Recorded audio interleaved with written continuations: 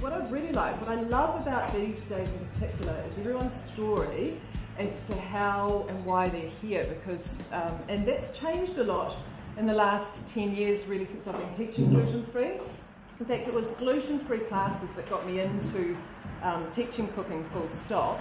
And the reason for that is I've been a naturopath for 20 years, and in Queenstown I had a really, really busy clinic. I was booked out 6 weeks ahead and couldn't take on any more clients. And this is when I was very young. And what I realised is that diet was controlling every outcome for every patient that I had. And so what I recognised is that if I removed wheat from my patients' diet, that 80% of them their health would improve. And so I'd sit in the clinic and I'd say, you know, take wheat out of your diet, and they'd look at me sideways going, well, what am I going to eat for breakfast, lunch, snacks and tea? So I thought, okay, I need to learn how to make gluten-free food. So I started back then when my children were very young making gluten-free food. And of course the first place we transition to is to go from grains into starches and sugars and fats. And then I thought, well, this isn't working either.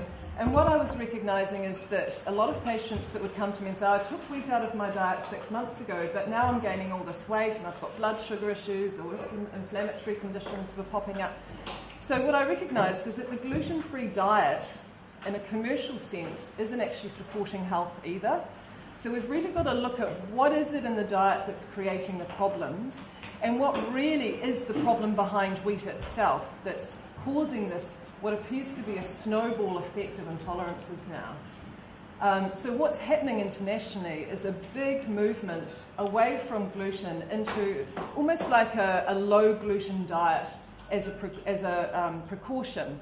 So even people that aren't known to be sensitive or allergic to wheat, as is the case with celiac disease, are moving more towards a low gluten diet because of the health benefits.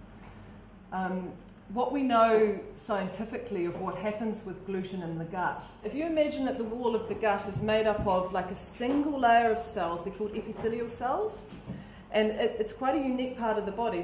These epithelial cells is a one-layer cell that forms the barrier between our digestive system and the rest of the body. And this particular part of the gluten protein will sit on the wall of those epithelial cells. And in between these epithelial cells are another type of special cell called tight junctions. And they're the glue that hold those cells together. You following me? What this part of the gluten protein does is it attacks those tight junction cells. We call them TJ cells. It attacks them and degrades them. So what happens is that gluten, in high amounts, starts breaking down that glue and forces the cells apart, creating a condition called leaky gut. And leaky gut syndrome in naturopathic fields is something we've been working with for 20, 30 years or more. And the medical profession are only just starting to kind of go, oh yes, that is actually an issue. But the problem we've got currently is that we have our medical doctors trained not in nutrition. In fact, most medical doctors might attend 1 2-hour lecture on nutrition in the whole of what they learn. So they're not trained in nutrition at all. So they really don't understand the effect that food's having directly on the gut. But also they're not trained in leaky gut. So leaky gut is probably something that affects 70% of the population at the moment.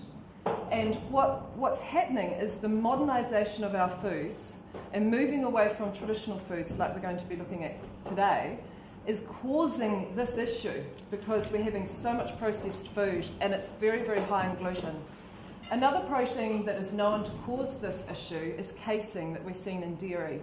So there's also a dairy form of celiac disease that people are not educated about. So that's another issue that we're seeing. When you prepare grains properly, they are highly digestible. And if all of our industries were providing foods like that, we wouldn't see the actual gut problems or the wheat intolerance that we've got now. That's one of the key problems, is that modern processing's altered the way that those grains are prepared, so they're not absorbable and digestible, and they're causing more damage in the gut. So proper preparation of grains is the key. So for those of you that aren't celiac, that may be just gluten intolerant, you may find that there's a few different things you can do. First of all, replace your white flour for spelt flour, which is the uncle of wheat. It's absolutely delicious. You tried the pastry yesterday, done with that, and it's just like this light buttery crumbly. We did a smoked salmon tart yesterday, and you tried that. And so spelt flour is kind of the first swap out I get families to do. And then the other one is trying fermented breads like traditional sourdough breads, because they can often be quite digestible and have the complete opposite effect that a modern processed bread might have on the body as well.